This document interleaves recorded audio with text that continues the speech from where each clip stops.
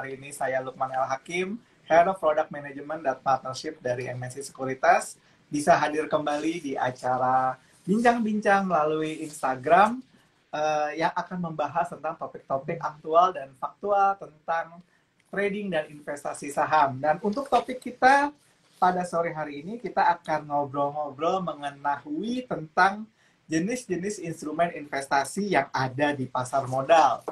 Dan bersama saya nanti akan hadir Om Marco Kaputra Kawet, spesialis pengembangan pasar dari Bursa Efek Indonesia. Kita akan coba untuk kontak Om Marco ya. Kita tuh manggilnya sama-sama Om. Jadi Om Lukman sama Om Marco. Iya, kita undang Om Marco untuk hadir. Kita akan bicara tentang jenis-jenis instrumen investasi yang ada di pasar modal.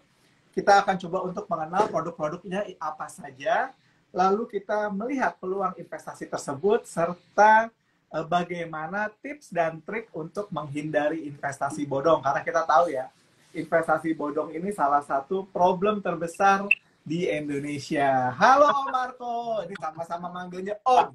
Om Lukman dan Om Marco. Ini perbincangan Om-Om ya. Jangan om-om banget ini, saya dengerin introduction-nya Om sore hari.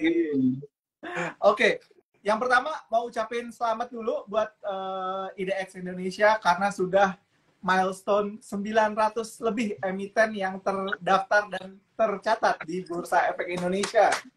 Ini pencatatan yang luar biasa ya. Dan juga selamat juga karena jumlah investor di Indonesia sudah mendekati angka 12 juta orang. Amin. Ini lompatannya gede banget sih asli sih. Jadi memang kalau boleh dibilang pandemi menjadi blessing in disguise ya. Karena tahun 2018 jumlah investor kita baru hanya di level 1,6 juta dan sekarang jadi 11,9 juta, naik 643%. Nah, sekarang banyak yang bertanya nih Om Marco, kan sebenarnya dalam dalam hidupan sehari-hari, investasi itu adalah sesuatu yang harus atau enggak sih buat ini khususnya buat generasi-generasi milenial, generasi-generasi itu sebuah keharusan atau enggak? Kalau saya mengatakan demikian, Om Lukman. Kalau kita anak muda zaman sekarang, kalau dibilang harus tuh sepertinya suatu pressure ya. Tapi gimana caranya? Kita juga harus mengubah mindset kita, teman-teman. Bahwa investment itu should be the part of our lifestyle. Gitu ya. Kalau dari kecil kan mungkin kita sering dibilang, Marco, kamu harus menabung supaya kamu kaya. Gitu. Rasa ini Om Lukman juga dulu mungkin pernah diberikan wejangan seperti itu sama orang tua ya. Sampai dibikin lagu sama Titi Puspa, Bang Bingung, yuk kita ke bank. Pasti ingat lagu zaman dulu tuh, zaman Tabanas. Ini ketahuan nih kita usianya berapa nih kalau tahu lagu itu. Nah, sementara kalau sekarang kita relate-kan, apakah dengan cara menabung itu menjadikan kita, katakanlah ya, menuju suatu tingkat kesejahteraan tertentu. Saya rasa sudah bergeser nih secara fungsi gitu. Jadi kalau sekarang kita berbicara menabung memang lebih ke memenuhi kebutuhan dana darurat seperti itu. Tapi untuk investasi itu sudah harus menjadi suatu part of kebutuhan Anda. Jadi kebutuhannya untuk mempersiapkan investasi itu dengan tujuan untuk memperoleh tujuan-tujuan keuangan yang teman-teman ingin capai di masa yang akan datang. Jadi lebih ke arah situ Om. Kalau mau dibilang wajib atau harus tuh ya secara intrinsik ada nilai itu, tapi kalau teman-teman sekarang dibilang harus ya wajib investasi, itu kesannya kayak kita memaksakan. Tapi biar teman-teman, ayo mempunyai kesadaran diri dari sekarang menjadikan investasi itu bagian dari behavior. Gitu. Dan kalau kita lihat kan memang, ya tadi ya, gue senang tuh dengan approach bahwa investasi sebagai part of lifestyle. Jadi bukan cuman misalkan lifestyle itu dandan, nongkrong, ngopi, tapi juga investasi. Nah, tapi banyak orang yang bertanya kayak gini, apakah investasi itu cocok buat semua orang atau mungkin hanya sebagian orang aja, pokoknya orang yang banyak duit, orang kaya, atau orang biasa-biasa aja juga sebenarnya cocok-cocok aja buat berinvestasi. Gimana Om Marco? Ya, thank you Om Lukman. This is very good questions. Ini semoga menjawab teman-teman ya. Nah, sedikit mundur dikit tadi dari yang Om Lukman sampaikan. teman-teman jangan cuma sekedar nongkrong gitu ya. Nah, coba jadikan bahwa oke, behavior itu nggak apa-apa kok kita hidup bersosial. Teman-teman bisa nongkrong gitu. Teman-teman bisa spending something yang selama ini sering kita gunakan gitu ya, barang-barangnya atau produknya. Nah, tetapi sekarang juga teman-teman sudah harus memahami bahwa barang-barang, item-item atau produk yang kita sering gunakan untuk nongkrong, untuk kita hidup lifestyle itu ternyata juga bagian dari part investasi, khususnya berbicara pasar modal. Karena ternyata, oh, perusahaan yang saya gunakan produknya ini ternyata bisa loh dimiliki kepemilikannya melalui saham. Ya, jadi mereka juga merupakan secara tidak langsung bagian dari pasar modal itu sendiri. Sehingga teman-teman jangan khawatir nih, oh, kalau saya berinvestasi, apakah saya akan kehilangan masa muda saya? Tidak. Kalau saya lebih suka mengatakan, investment itu justru menambah gaya lifestyle Anda di masa muda. Nah, sekarang berbicara eligible-nya, apakah kalau zaman sebelumnya orang berkata bahwa investment ini hanya untuk orang-orang dengan segmen tertentu. Ya, kalau mau dibilang seperti itu, dibilang iya juga iya. Tapi saya sendiri pribadi tidak sependapat. Dalam arti, Bursa Efek Indonesia sendiri, kita sudah berusaha untuk menjadikan bahwa instrumen investasi ini juga dapat dinikmati dan dimiliki oleh banyak pihak, Om Lukman. Karena pertama, misalnya kita sudah melakukan suatu gencar, ibu-ibu di pasar Sipinggan Balikpapan, mereka sudah menjadi investor. Ya, nelayan di Bangka Belitung dan beberapa wilayah pesisir laut di beberapa wilayah Indonesia, mereka sudah menjadi investor. Tukang ojek online jadi investor. Sampai pedagang-pedagang pemilik warung pun juga sudah menjadi investor. Nah, itu menjadi bukti bahwa even sampai kategori level masyarakat yang low middle ke bawah pun, mereka juga punya kesempatan yang sama. Nah, sekarang yang menjadi pertanyaan adalah seberapa besar nih kita mampu melakukan investasi itu. Kan kuncinya bukan dari soal berapa besar dana atau cash yang kita miliki di bank, tapi how kita memanage keuangan kita. Itu menjadi kunci kan, Om ya. Mau berapapun Anda punya pemasukan, tapi kalau kita tidak bisa memanage dengan baik, tidak mengalokasikan dana kita untuk investasi, ya tetap aja kita nggak bisa investasi. Tapi ada bapak ibu sepasang yang mungkin pendapatannya di kampung hanya 3 juta rupiah, mereka bisa berangkat umroh seperti itu. Ya, jadi ini yang teman-teman harus pikirkan adalah bagaimana dengan segala pendapatan yang Anda miliki, Anda harus berupaya untuk bisa mengelola, mengendalikan keuangan Anda agar ya tujuan keuangan Anda ini bisa tercapai. Seperti itu, Om Lukman. Ya, apalagi bicara tentang eligibility tadi, kita melihat bahwa juga Bursa Efek Indonesia, kemudian juga otoritas juga sudah makin membuat barrier-barrier untuk orang bisa ke industri ini jadi sebagai investor ya, itu juga semakin lebih rendah gitu kan. Kalau dulu mungkin butuh 5 juta untuk opening account, sekarang 100 ribuan bisa. Bisa, gampang. Dan dulu kalau beli saham satu lotnya gope, sekarang kan satu lotnya cuma 100 lembar gitu. Nah, hal juga membuat orang makin lebih eligible, maksudnya lebih inklusif lah. Kalau dulu kan mungkin eksklusif ya, apalagi ketika awal-awal, kalau kita lihat kan kayaknya yang banyak bermain ini kan di level-level institusi gitu ya, atau investor asing. Dan sekarang lebih banyak di segmen di retail. Nah, melihat dari tingkat profil dari investor Indonesia yang sekarang mayoritas itu usianya 30 tahun ke bawah gitu ya. Ini merupakan salah satu harapan gitu. Apa ya, generasi emas ya 2045 gitu ya. Bahwa di pasar modal sendiri akan terjadi lonjakan yang akan signifikan lah. Mungkin nggak sekarang lah, mungkin 2-3 tahun down the line. Tapi ada yang bertanya nih, seperti ini. Apa benar investasi di pasar modal itu menguntungkan? Karena kan banyak orang sekarang terbuai dengan janji-janji palsu investasi bodong ya. Karena mereka sebagai perbandingan, benar nggak sih kalau saya misalnya sudah menyisihkan uang atau saya sudah sacrificing kesenangan sekarang untuk saya nikmati nanti di masa mendatang, itu betul-betul ada cuannya gitu atau ada untungnya. Kalau dari historical gimana performansi dari kita punya IHSG sendiri, Om Marco? Ya, thank you, Om Lukman. Nah, teman-teman, dalam hal ini sudah clear bahwa investasi memang sejauh ini merupakan satu hal yang begitu terlihat progresifnya.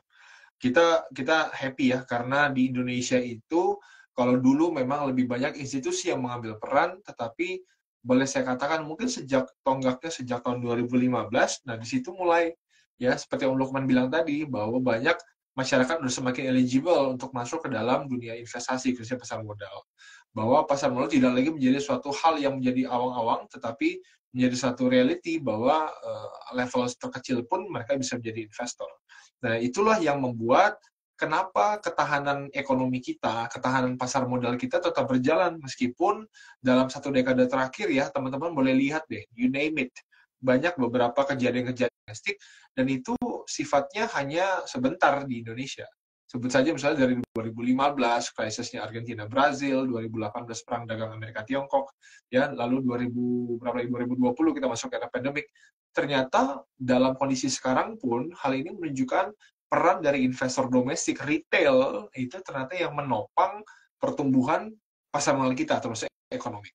Nah, menariknya Om Lukman, selama era pandemik 2020 ke 2022 itu terdapat 2.500.000 investor baru ya yang masuk ke dalam pasar modal dan itu semua boleh dibilang sangat didominasi oleh generasi muda, retail dan generasi muda. Jadi kita bisa melihat ya, terlepas dari mereka FOMO ataupun mereka memang belajar untuk itu, tetapi ini industri yang begitu berkembang di mana masyarakat sekarang sudah jauh lebih memahami dan lebih melihat dan mengerti. Beda dengan zaman dulu ya, di mana orang dengar kata pasar modal tuh kayaknya antipati atau langsung bersikap skeptis gitu. Tapi dengan ada informasi yang ada, itu menjadikan masyarakat udah lebih bisa untuk mencerna dan bisa menilai. Nah, itu satu hal positif yang mendorong sehingga perkembangan pasar modal dalam satu dekade terakhir kita juga bisa melihat, Om Lukman. Nah, kalau menjanjikan, there's nothing yang bisa menjanjikan ya. Dalam hal ini misalnya investasi saham bisa nggak dipastikan berapa untungnya ya? Nggak bisa. Nah, itu hal yang tidak boleh, mekanisme pasar. Tetapi kita bisa melihat bagaimana progresnya pertumbuhan IHSG ya. Teman-teman harus paham ya, IHSG itu adalah indeks harga saham gabungan. Itu indikator dari kumpulan saham-saham yang ada di Bursa Efek Indonesia diperdagangkan. Nah, itu nilainya seperti itu. Jadi kalau ketika melihat dalam satu dekade terakhir IHSG mengalami peningkatan, meskipun dalam satu dekade itu juga terjadi suatu koreksi penurunan ya, dan itu lebih karena faktor eksternal. Nah, itu pun kondisinya kita selalu mengalami suatu peningkatan. Coba teman-teman bandingin deh, tahun 2010 sampai tahun 2020, atau 2012 deh sampai 2022. Kita melihat bagaimana IHSG itu dari bottom, moving up to the at the top. Gitu. Nah, itu menunjukkan suatu potensi pertumbuhan yang ada. Karena ya di dalamnya sudah semakin banyak juga nih. Tadi kan Om Lukman bilang Indonesia Stock Exchange sudah the highest record ya, sudah 901 perusahaan gitu. Nah, itu salah satu kuncinya ya. Jadi kalau di pasar modal kita berbicara emiten, kita berbicara ekonomi. Ekonominya bagus, emitennya bertambah, di situ semakin banyak varian yang bisa dinikmati, dapat diinvestasikan oleh para investor sehingga terjadilah suatu peningkatan nilai IHSG yang berkesinambungan juga. Nah, ini yang jadi harapan kita bersama. Ya, jadi kalau teman-teman melihat potensi investasi di pasar modal, ya inilah bukti yang ada dalam beberapa tahun terakhir justru jadi peningkatan gitu ya. Nah, ini hal yang bisa kita offer, yang bisa kita tawarkan kepada teman-teman, khususnya bagi mereka yang belum merasa yakin atau belum memulai satu investasi. Oke. Gitu Om Lukman. Di tengah ramainya investasi bodong, kemudian juga di tengah ramainya apa ya, judi slot seperti itu ya. Apa ya? Sekarang orang kayaknya lebih banyak jadi hamba Zeus ketimbang jadi hamba King gitu loh. Buka online trading tuh kayaknya sekarang berat buat mereka. Tapi kalau buka Zeus kayaknya gampang banget gitu. Iya, gitu kan. Apalagi dikasih-kasih yang gacor-gacor gitu kan. Nah, melihat dari semakin gencarnya investasi bodong, kemudian juga gencarnya juga tawaran-tawaran pinjol-pinjol itu, apa program-program yang sudah dilakukan di bursa untuk meningkatkan level literasi, edukasi, dan juga penetrasi di investor retail ini? Karena saya dulu tahu kita pernah ada program apa ya, Genta Pasar Modal dulu banget tuh. Ya, awal-awal 2012 gitu ya. 2000. Kelanjutan apakah masih ada lagi Om Marco sampai sekarang, Om Marco, nama programnya yang baru, target ya, baik. Terkait hal itu saya jawab dulu. Jadi memang dulu kita merupakan satu rangkaian campaign ya. Jadi suatu pemutahiran selalu kita moving forward untuk hal itu terkait dengan apa yang bisa kita lakukan untuk market. Ya mungkin dulu teman-teman ada yang pernah tahu ya, Om Lukman pernah bilang Genta Pasar Modal, itu gerakan cinta pasar modal. Lalu kita ada lanjutannya namanya Yuk Nabung Saham. Lalu kita sekarang ada berbicara mengenai Aku Investor Saham, itu our national campaign saat ini. Yaitu suatu bentuk apa ya, suatu bentuk kebanggaan, suatu inklusivitas gitu ya, di mana teman-teman ya namanya menjadi seorang investor pasti ada rasa pride-nya, ada rasa memilikinya as an investors. Nah, seiring dengan pertumbuhan ekonomi, seiring dengan stability dan juga akses yang dimiliki oleh masyarakat, hal itu juga ternyata tidak luput dari pantauan atau kecerdikan oleh para oknum-oknum yang mulai menggencarkan nih Om Lukman, yaitu mengejarkan praktek investasi bodong ya. Jadi teman-teman, mereka jujur aja selangkah yang boleh saya katakan selalu lebih maju karena mereka melihat celah-celah yang bisa mereka ambil. Nah, tetapi pertanyaannya, apa yang sudah Bursa lakukan untuk hal ini? Ya, kita tentu berkolaborasi dengan otoritas ya, dalam halnya OJK. Teman-teman juga mungkin pernah dengar Satgas Waspada Investasi, mereka sudah berganti nama, tapi mungkin teman-teman sekarang lebih mengenal dengan itu ya, istilahnya Satgas Waspada Investasi. Di situ ada OJK itu sendiri, ada Kejaksaan, Kepolisian, Kominfo, macam-macam ya, ada 9 entitas yang ada di situ. Nah, tetapi fungsi mereka adalah bagaimana untuk menyebarluaskan informasi terkait dengan ini loh, praktek-praktek investasi bodong, pinjaman-pinjaman online yang tidak bertanggung jawab. Yang itu harusnya menjadi awareness bagi kita. Nah, di sini pertama saya mau sampaikan bahwa praktek investasi bodong ternyata sudah merebak luas dan sudah sampai September kemarin sudah menghasilkan kerugian total 139 triliun. Itu equal dengan 12.600 sekolah. Itu data dari OJK. Dan ini miris banget ya gitu. Dan teman-teman saya yakin lah pasti pernah dengar mulai model-model bisnis model bodong-bodong itu seperti apa, kan sudah kita lihat ya beredar-beredar. Dan itu mereka boleh dibilang oknum-oknumnya sudah diproses secara hukum, udah ditangkap, udah dipenjara, keluar lagi. Tapi pertanyaannya kenapa sih masih marah, kenapa masih menjamur hal-hal seperti itu? Ya karena kembali, saya kembalikan kepada kita sebagai pribadi. Kenapa masyarakat kita masih mau nih untuk terjebak atau ikut-ikutan secara sengaja nih. Saya mau sampaikan secara sengaja. Karena mereka tahu praktek investasi bodong itu bagi orang-orang yang awal dengan mekanisme tertentu itu menjadi keuntungan yang besar dan sangat instan bagi mereka. Nah, teman-teman harus hati-hati ya. Namanya investasi itu tidak ada yang berbasis instan. Insanity itu boleh saya bilang ya impossible kecuali menghadapi situasi tertentu. Itu pun by proses. Apa maksudnya instrumen? Maksudnya apa maksudnya insiden atau situasi tertentu? Sebagai contoh kemarin 2020 siapa sih yang menyangka bahwa kita akan drop down itu, IHSG turun sampai 37%. No one knows. Gitu, karena situasinya begitu cepat terjadi dan itu bukan hanya Indonesia, satu global mengalami itu. Nah, tetapi di Indonesia, di bursa, ketika terjadi turun 37% IHSG, apa yang orang lakukan? Itu menjadi respons, itu menjadi pembeda. Ternyata di situ banyak orang-orang yang mengambil momentum. Nah, kalau bagi orang-orang yang sudah paham pasar modal, yang mereka lakukan adalah membeli di harga bottom, menjual di harga peak, di harga tinggi. Gitu. Jadi ketika terjadi situasi seperti itu di mana market turun jauh, ya notabene adalah yang melepas, yang membuat saham-saham itu turun ketika orang-orang investor melepas saham-saham yang boleh saya katakan berfundamental bagus. Nah, di situ kesempatan orang-orang retail untuk mengambil posisi, makanya cepat rebound-nya gitu ya. Nah, itu kan sebenarnya sudah merupakan suatu behavior yang sudah tercipta. Nah, jadi teman-teman bisa melihat bagaimana masyarakat kita mengambil momentum seperti itu, ya.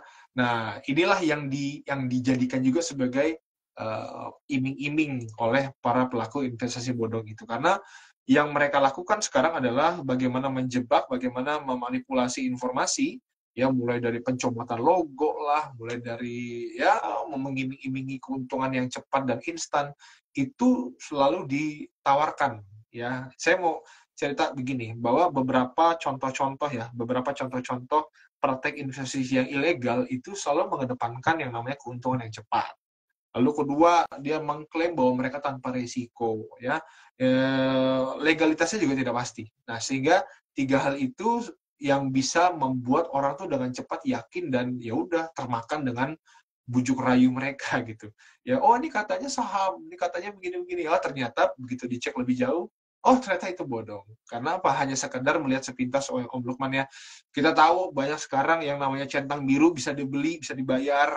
Jadi teman-teman jangan hanya percaya dari segala bentuk promotions atau flyer yang mereka tampilkan gitu. Tapi teman-teman bisa mengecek itu melalui call center-nya OJK ya di 157. Nah itu bisa dicek tuh apakah benar tawarnya memang sesuai dengan prosedur hukum, punya legitimasi hukum atau tidak. Jadi teman-teman insya Allah terjauhkanlah dari praktik investasi bodong. Seperti itu. Thank you Om Marco. Nah ini ada hal yang mungkin kita mau coba, ini dulu pertanyaan dari user ya. Okay. Nah ini bagus nih pertanyaannya nih. Dari Om Yan Soparudin. Bu, Om, bagaimana menciptakan agent of change tentang pengenalan investasi ini sehingga bisa memasyarakat secara inklusif tadi ya? Karena juga semakin banyak orang yang bisa menjadi agen perubahan, karena mereka juga ngelihat ketika orang sudah menjadi investor saham, menjadi investor reksadana, itu sosial statusnya kayaknya naik. Kalau tadi misalnya awalnya kalau diskusi sama temennya tadinya ngomongnya soal ban mobil gitu kan. Nah sekarang dia bisa ngomong, gila loh, gue cuan berkotos-kotos nih dari saham brand, kemarin gue ikutan IPO kayak gitu kan. Itu kayaknya wah apaan tuh. Jadi kan kayak status lo secara sosial jadi naik gitu. Nah bagaimana menciptakan agent of change ini nih? Ya, saya setuju dengan Om Lukman dan rekan-rekan ya, bahwa menjadi investor itu memang pasti selangkah lebih maju. Karena biar bagaimana teman-teman sudah membuat standar yang baru nih. Kalau dulu biasanya ngomongin soal ban, soal ini lebih ke konsumtif. Sekarang mungkin bahasanya udah beda nih kan. Misalnya yang di investor lihat itu adalah, wah, kalau baca koran lihatnya berita ekonomi, kalau lihat berita tentang dengan pasar modal berapa hari ini. Lalu teman-teman akan lebih aware dengan kondisi-kondisi baik secara global ataupun domestik. Karena yang namanya pasar itu sangat berpengaruh ya dari sentimen-sentimen seperti itu.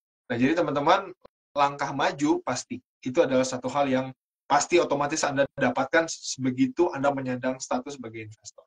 Nah, pertanyaan sekarang adalah kalau Anda menjadi investor, bagaimana ya agent of change-nya? Satu hal yang bisa saya sampaikan adalah Anda start dari diri sendiri. Karena apa? Anda sendiri bisa menjadi influence bagi orang lain. Bursa Efek Indonesia saat ini kita punya suatu program yang kita sebut dengan Duta Pasar Modal. DPM ini kita sudah pilot project-nya sudah dilaksanakan ya di pertengahan tahun lalu, dan saat ini kita juga sudah mengembangkan itu, dan sekarang pelakunya itu justru dari anak-anak muda. Jadi bagaimana teman-teman melalui galeri investasi ya, dan kebetulan di sini MNC Sekuritas juga sebagai satu anggota Bursa Mitra yang sangat aktif ya dalam menggerakkan galeri investasi se-Indonesia teman-teman. Jadi teman-teman dimanapun itu coba cari di galeri investasi di kampus-kampus terdekat ya, atau mungkin di mall, di beberapa perusahaan atau di coffee shop ada loh galeri investasi yang berdiri, dan dari situ kita untuk mencoba untuk bagaimana peran dari investor retail ini, generasi muda khususnya, bisa menjadi duta-duta pasar modal. Karena apa? Anda sudah merasakan, Anda sudah experience di dalamnya, menikmati manfaat dari pasar modal gitu ya, sehingga dengan harapan teman-teman juga bisa menjadi penyambung lidah nih, berbicara, memberikan testimoni positif ya bagaimana yang harus dilakukan as a investor gitu. Jadi tidak berhenti sampai di teman-teman saja. Ya, tadi Om Lukman di awal sampaikan investor kita itu baru hampir 12 juta, tepatnya baru sekitar 11,9 itu investor pasar modal ya, dari 276 juta penduduk. So baru berapa persen gitu kan, kita masih banyak nih porsi besarnya. So menuju 2045 ya, kalau kita nggak kritis dari sekarang ya jangan berharap ke arah situ, karena teman-teman boleh lihat negara-negara maju itu pasar modal juga sudah maju, artinya sudah mandiri, di mana masyarakatnya sampai generasi muda pun mereka juga sudah menjadi bagian dari industri ini. Sehingga ya teman-teman sekarang harusnya happy karena berbagai macam akses sudah ada.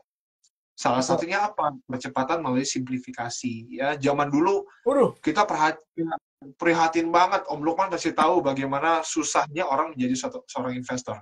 Kita punya saudara di Indonesia Timur, mau jadi investor itu mungkin perlu menunggu waktu sebulan 2 bulan paling cepat. Karena apa? Dokumen fisik harus dikirim ke Jakarta, divalidasi segala macam, baru mereka ini. Belum lagi kalau nanti ternyata di formnya ada kesalahan titik lah kesalahan antara tangan, itu bisa dibalikin lagi. Nah sekarang kita lihat percepatan itu ada, ya gara-gara pandemi membuat simplifikasi, mau tidak mau harus dimajuin, speed up semua.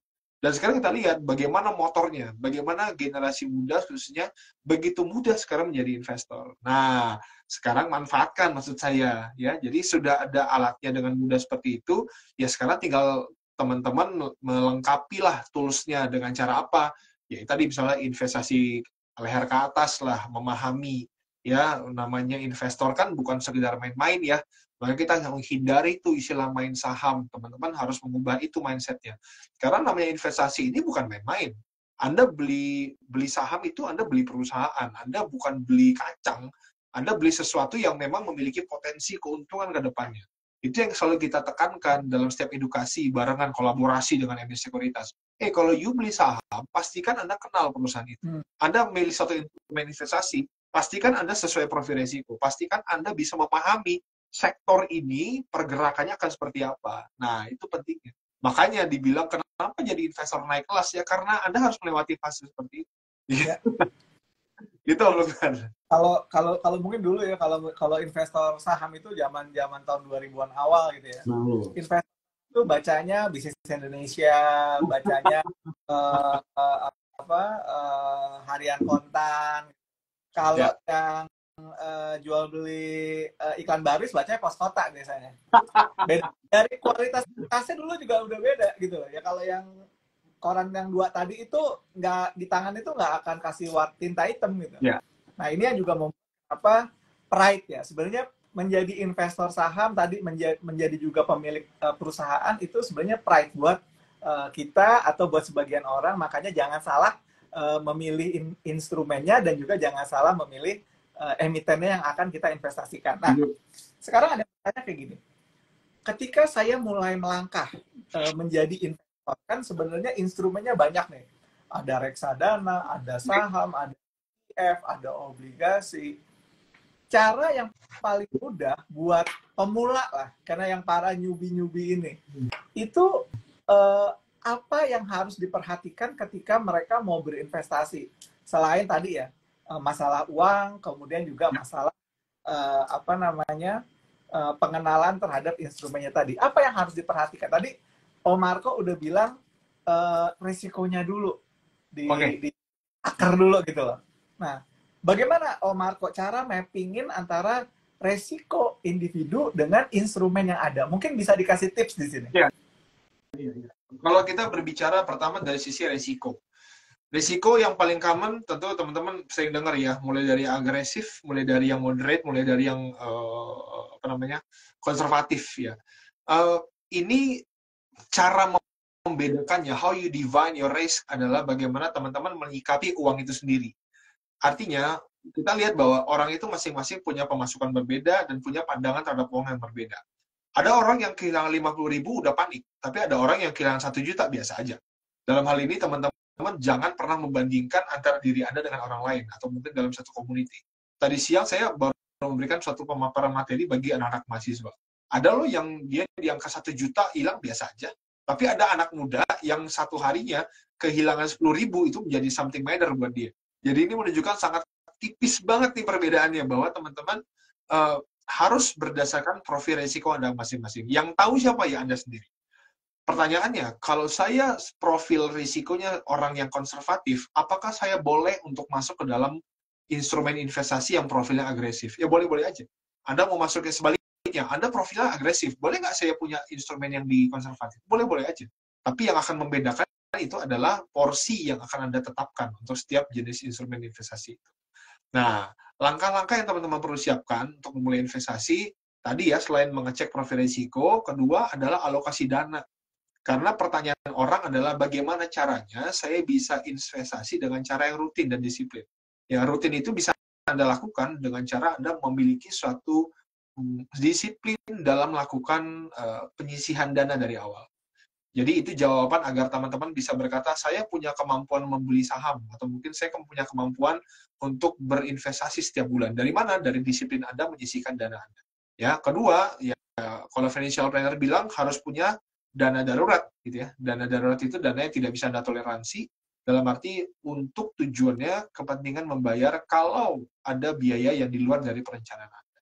Jadi tiga hal itu, jadi perencanaan risiko, alokasi dana, dan juga tadi berbicara mengenai dana darurat itu langkah-langkah awal untuk Anda bisa memulai itu. Nah, kalau Anda bicara lebih spesifik, sekarang saya masuk ke dunia pasar modal. Bagaimana saya bisa mengaturnya, mendefine-nya? Kembali, Anda punya waktunya seperti apa? Ya, ada masyarakat tipikal yang memang merasa, oh saya hidupnya sebagai seorang trader, oh saya hidupnya sebagai seorang investor. Nah, itu kan salah satu juga bagaimana Anda memitigasi itu. Karena karakteristik dari seorang trader, dari seorang investor itu exactly different. Gitu ya. Kalau Anda memang memiliki waktu yang panjang dan Anda suka untuk melihat suatu analisa tertentu, ya silakan Anda menjadi seorang trader. Di mana itu time by time dalam waktu kurun 1 hari itu begitu medar pergerakan berapa persen. Ya, kalau Anda berbicara seorang yang mungkin tidak punya banyak waktu untuk memantau, Anda orang kantoran yang harus bertemu dengan tamu misalnya, itu membuat Anda mungkin tidak akan cocok dengan karakteristik sebagai seorang trader. Anda mungkin lebih cocok untuk kategori seorang investor gitu. Jadi plus and minus ya, karena Anda juga harus bisa bedain tuh apa kelebihan seorang trader, apa kelebihan seorang investor. Jadi mitigasinya Anda bisa mulai dari awal. Ya, ini penting. Thank you Om Lukman for asking these questions. Karena menyadari diri sendiri dari awal itu sebenarnya bagi saya salah satu langkah awal untuk menghindari kerugian ya di pasar modal gitu ya. Karena banyak orang salah kaprah, banyak orang lebih suka karena faktor FOMO, dia melihat teman saya beli ini bagus nih, beli saham-saham yang begini, yang beli hari ini jual siang segala macam, itu ada-ada aja gitu. Tapi ya belum tentu itu sesuai dengan Anda. Makanya sekali lagi pastikan dulu nih kalau Anda dirinya di mana sih sebenarnya, cocoknya Anda di mana gitu. Penguasaan Anda juga di mana, itu pun harus penting pemahamannya. Dan saya gitu, Om Lukman. Oke. Jadi faktor dari modal, resiko, juga resource dalam hal ini time ya. Yep. Kemudian juga skill yang dimiliki ini akan berpengaruh terhadap instrumen mana yang mau kita pilih dan juga cara atau metode yang mau kita pakai. Misalnya kayak tadi waktunya nggak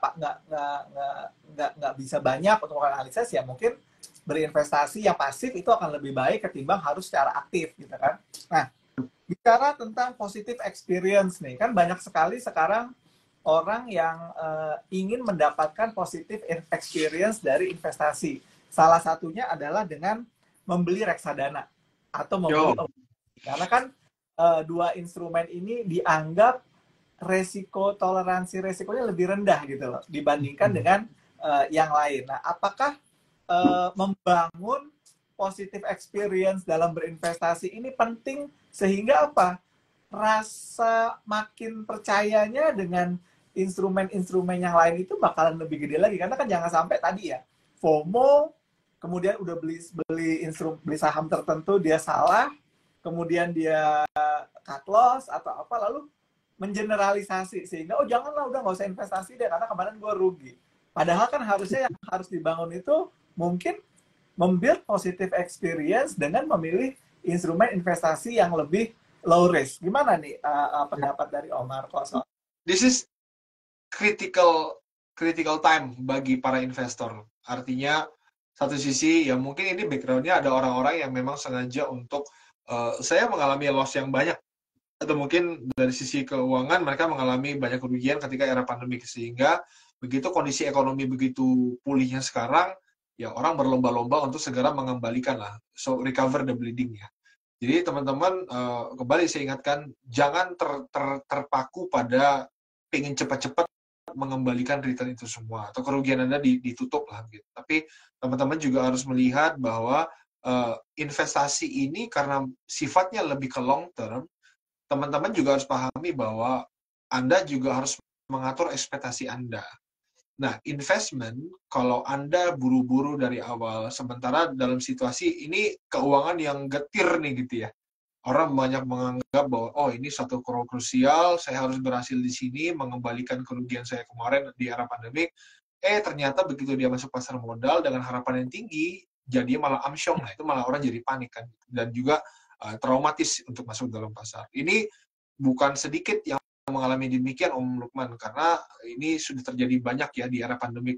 2,5 juta investor baru itu banyak juga orang-orang yang kecewa karena begitu mereka masuk, karena termakan dengan informasi bahwa oh saham ini lagi naik, saham itu lagi begini-begini potensinya bagus, tapi lebih karena faktor termakan informasi-informasi yang too good to be true seperti tadi. Ya, namanya investasi, siapa sih yang bisa menjanjikan? There's nothing. Makanya muncullah suatu instrumen ya yang boleh dikatakan sebagai entry level bagi para the new beginners investor. Sebut saja tadi ada obligasi, sebenarnya tadi ada reksadana. Nah, teman-teman, obligasi dan reksadana ini salah satu part dari instrumen investasi di pasar modal. Nah, yang menjadi kelebihan adalah kalau bicara obligasi, yaitu underlying-nya pemerintah. Umumnya ya, obligasi ada dua, teman-teman. Obligasi yang issuer-nya pemerintah, ada juga yang issuer-nya adalah korporasi. Yang paling digandrungi, yang mungkin paling teman-teman sering dengar adalah obligasi pemerintah dalam bentuk ori, sukuk retail. Ya, teman-teman bisa melihat bagaimana orang asing aja sampai sekarang ya, dananya itu masih parkir kurang lebih sekitar 824 triliun dana mereka parkir di obligasi pemerintah. Hal ini menunjukkan satu bahwa Indonesia sebagai underlying dari issuer obligasi ini masih dianggap sebagai suatu entitas yang terpercaya. Karena apa? Fundamental kita yang bagus. Jadi satu sisi optimis, keberlangsungan pemberian return itu sangat menentukan.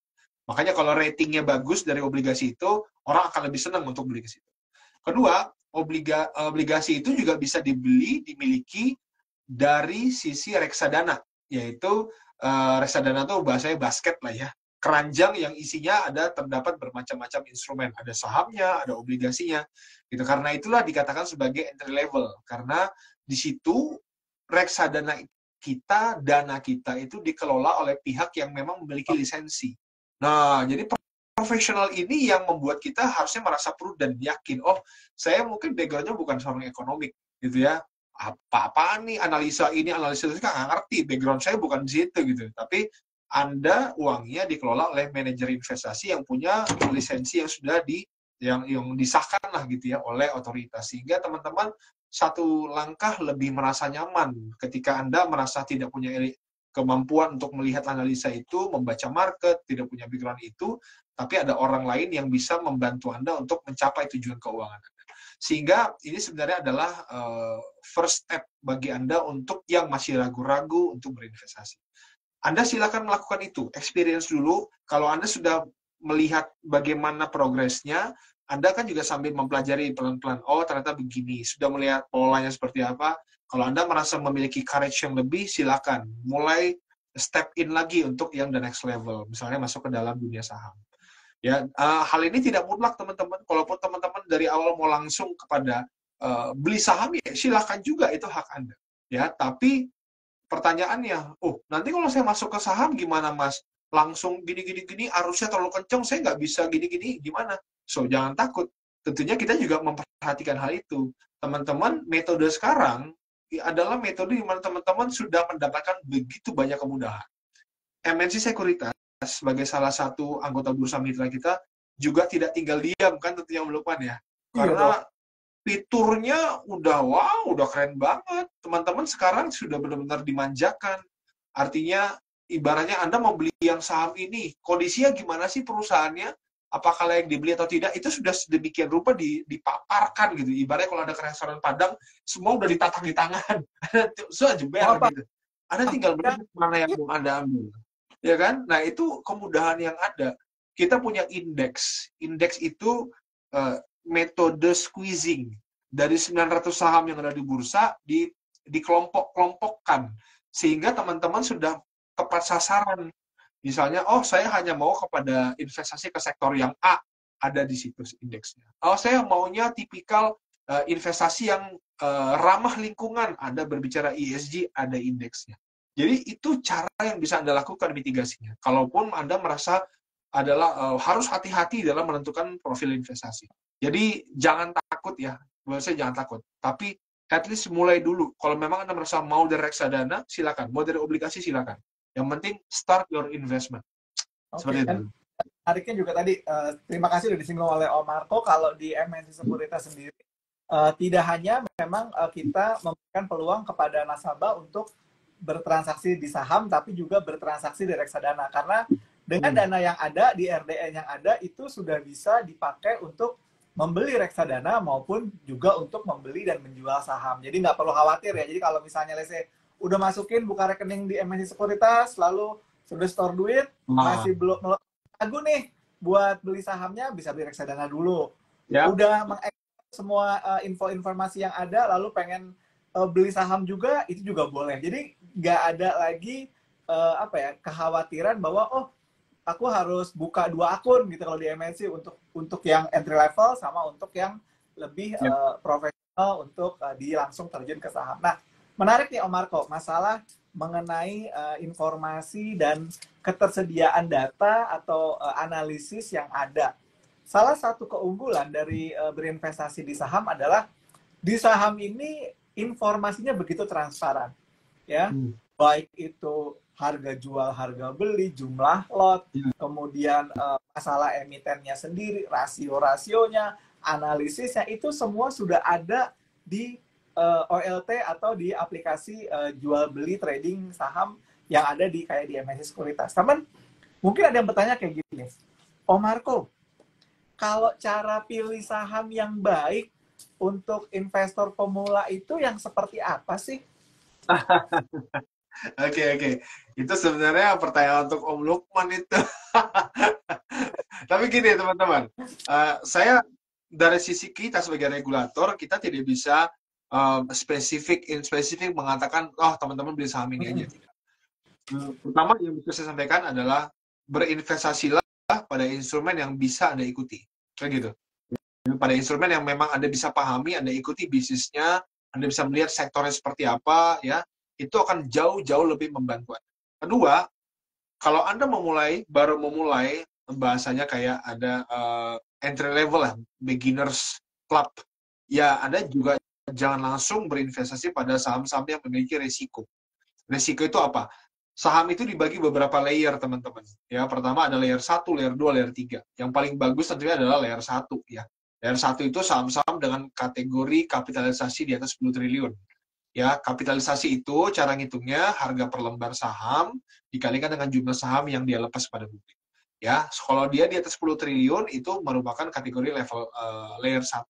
Layer 2-nya itu antara 1T sampai 10T.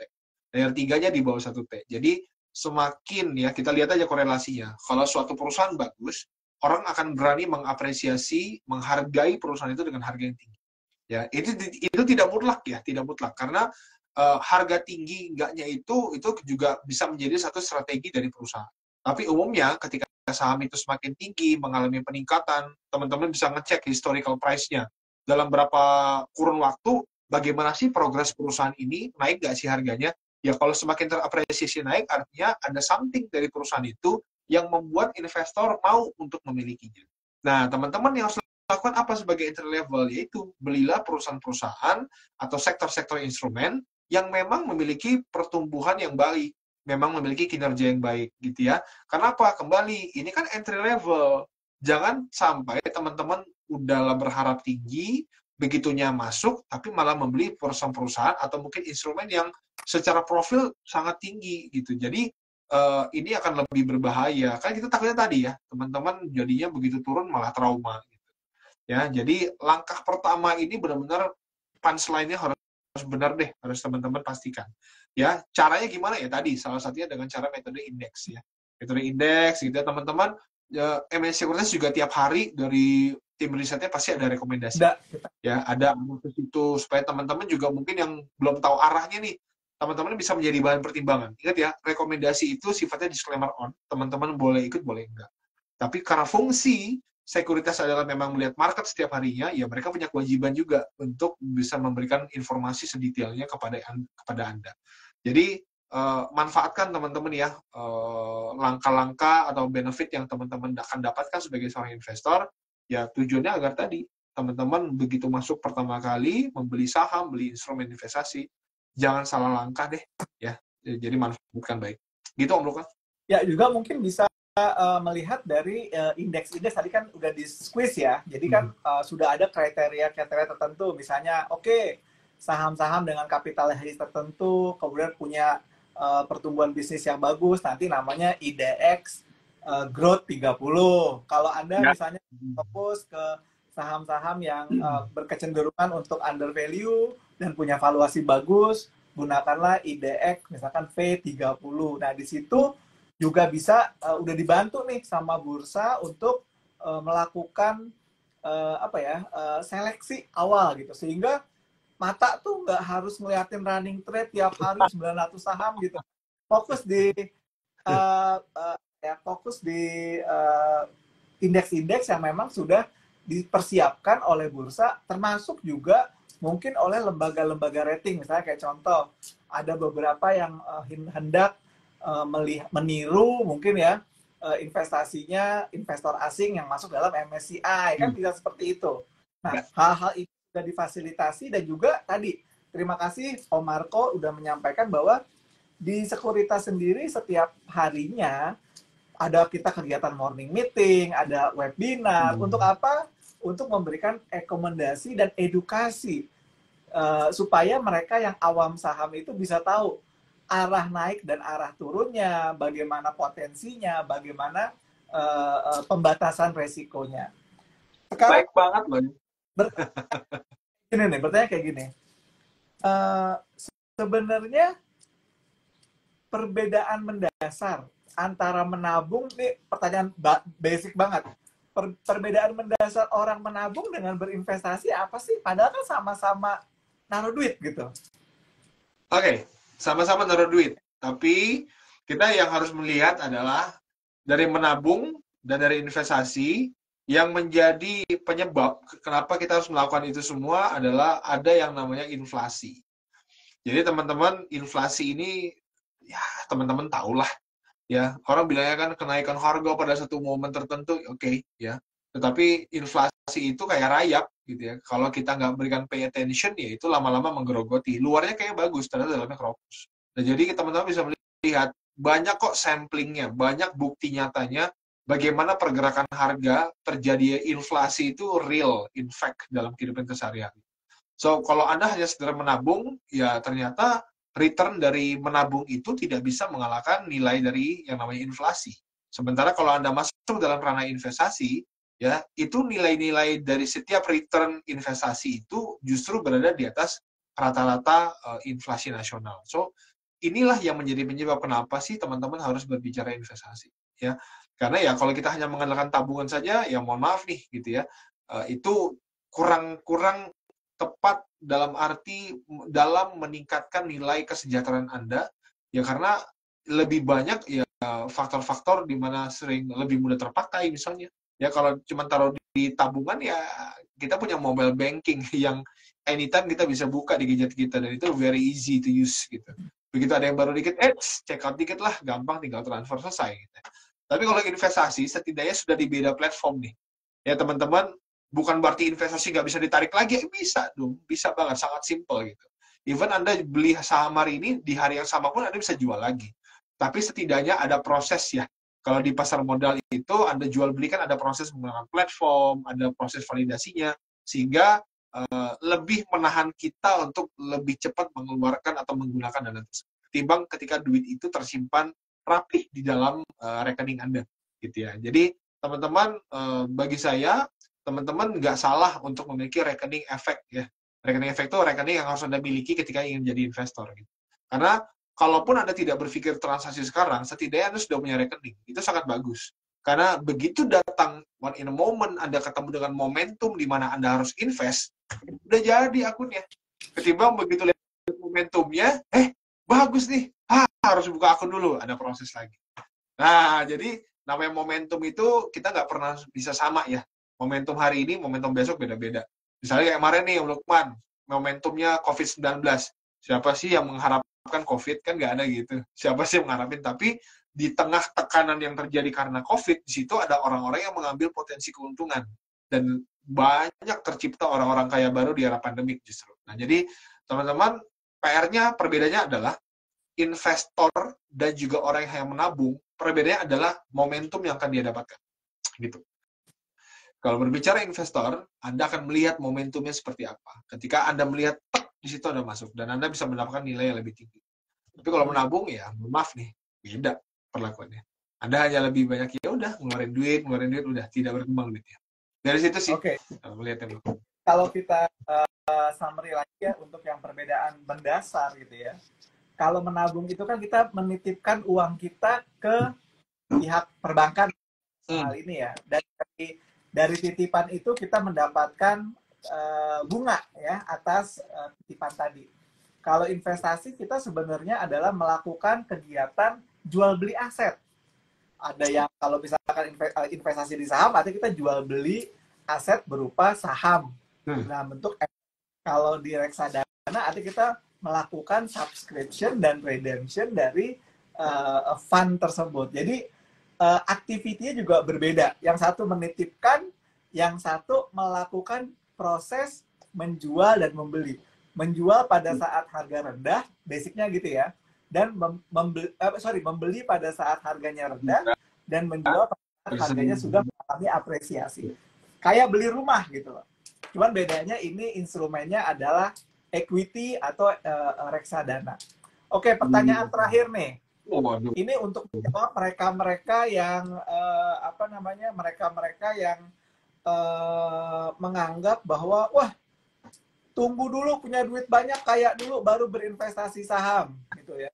Tapi buat teman-teman di luar sana gitu ya, nggak usah worry lah ya. Ini ada yang bilang saya kan beli saham, jumlah dan lotnya kecil, tapi orang seperti meremehkan gitu. Nah, ini banyak nih yang kayak gini nih gitu. Ah, lo investor ke lot doang aja ribet gitu kan.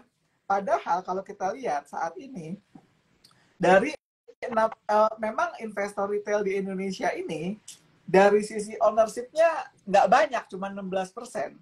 Tetapi dari jumlah volume transaksinya itu 38% dari keseluruhan market. Jadi buat Zadairi jangan kecil hati ya. Kalau satu orang seperti kamu ada 10 juta aja, itu kan jadi besar juga. Ya, apalagi kalau nanti seiring dengan pertumbuhan usia kamu, kan kamu akan punya income lebih banyak dan akan menyisihkan lebih banyak.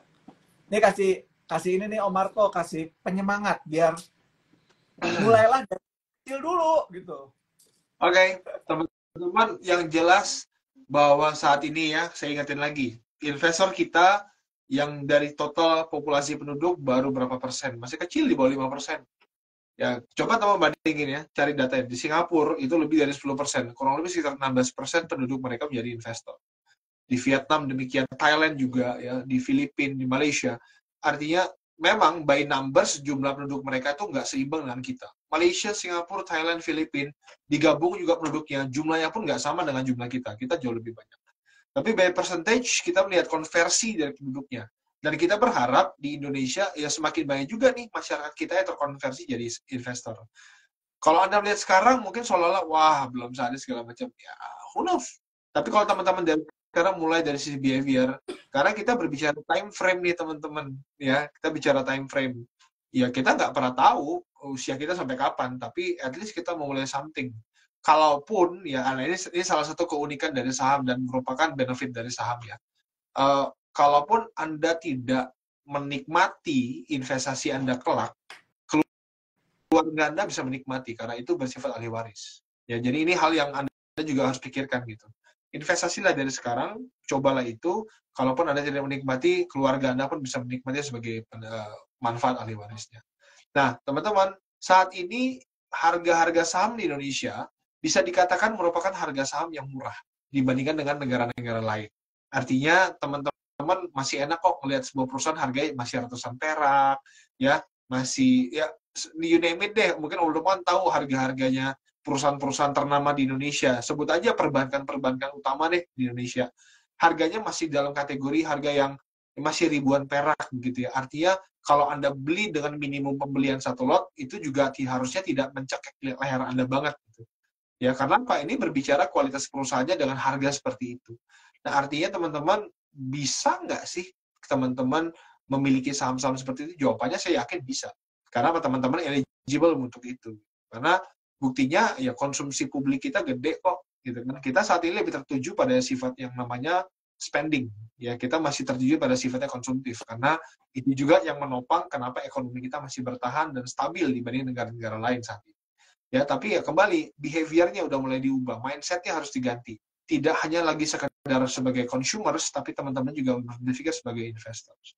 Jadi Anda bisa menerapkan dengan metode yang namanya cost averaging, ya. Sebutlah mulai orang bilang mungkin dolar cost averaging, tapi karena kita konten lokal sebutnya rupiah cost averaging aja. Ya, teman-teman melakukan pembelian semi berkala, ya, mulai dari hal yang kecil, nggak usah gede-gede, ya. Sekalipun Anda punya dana cash yang banyak, itu bukan berarti Anda langsung habiskan satu lamsam begitu aja, tapi belilah pelan-pelan, ya, tapi secara berkala. Karena yang namanya saham atau mungkin instrumen investasi, saya bilang tadi, ada saatnya dia akan turun, ada saat dia akan naik. Jadi ada koreksi dan fluktuasi terjadi. Berapapun Anda beli, eksekusikan secara disiplin setiap bulan, ya, supaya ya pertama dari sisi time frame, ya, saham itu bisa meningkat, instrumen itu bisa meningkat. Dari sisi frekuensi, karena Anda rutin tiap bulan, ya, namanya tiap bulan Anda masukin dana, otomatis aset Anda juga semakin bertambah. Jadi keuntungannya, manfaatnya banyak. Belum ditambah manfaat lain-lainnya seperti dividen atau capital gain. Sehingga teman-teman sebenarnya dengan berinvestasi itu memberikan Anda banyak sekali manfaat. Dan yang penting adalah semakin mempercepat tujuan keuangan Anda. Kerja di situ. Oh, kalau banyak orang bertanya kepada saya gini, Om Luk, kapan sih waktu yang tepat membeli saham atau berinvestasi? Saya bilang 10 tahun yang lalu atau 20 tahun yang lalu. Karena kenapa? Semakin cepat Anda berinvestasi itu semakin bagus. Makanya jangan tunda.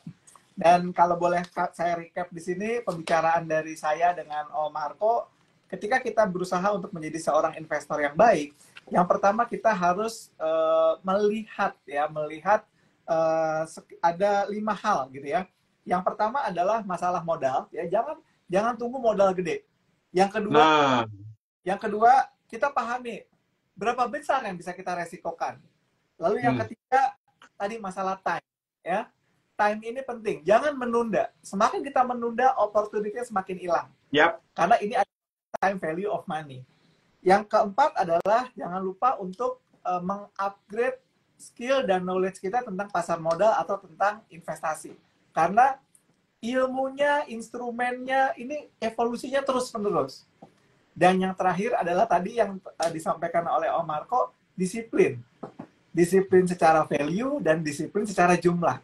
Jadi, kalau ini dikombinasikan, kita akan bisa menjadi investor yang baik dan benar. Ya. Dan kalau tadi disampaikan lagi oleh Om Marco, bagaimana cara memilih saham yang baik, yang pertama pahami dulu bisnis dari industrinya, sehingga kita tahu prospeknya. Yang kedua, kita lihat size kapitalisasinya seperti apa. Apakah kita mau membeli saham-saham yang punya kapitalisasi besar, atau kapitalisasi kecil yang memang mudah goyang-goyang gitu lah ya. Lalu kita lihat perusahaan tersebut harus memiliki pertumbuhan bisnis yang baik. Dan yang berikutnya adalah gunakan bantuan dari profesional, baik itu dari bursa terkait dengan indeks maupun rekomendasi yang diberikan oleh sekuritas seperti MNC Sekuritas yang ada di aplikasi kita. Ya. Terima kasih Marco buat diskusinya, semoga mencerahkan buat MNCers semua. Masih banyak pertanyaan tapi sudah saya rangkum dan semoga kita diskusi lagi dengan teman-teman dari IDX supaya apa? Supaya pengenalan dan edukasi terhadap investasi saham dalam rangka menunjang program Aku Investor Saham itu bisa terus terjadi. Salam cuan. Salam cuan. Buat kita semua. Thank you Om Lukman. Thank you. Pertumbuhannya dan udah mau weekend, semoga besok weekend kita udah bisa take profit, mungkin dapat dividen atau mungkin dapat apa ya, ketiban waran naik gitu ya, sehingga kita bisa gunakan untuk hal-hal yang positif. Ya. Mungkin nanti akan lain Om Marco tentang produk-produk derivatif sehingga mereka juga investor kita lebih terupdate tentang potensi dari produk di luar saham sendiri dan turunannya. Terima kasih. Sore dan sampai jumpa. Sampai jumpa. Sampai jumpa. Thank you.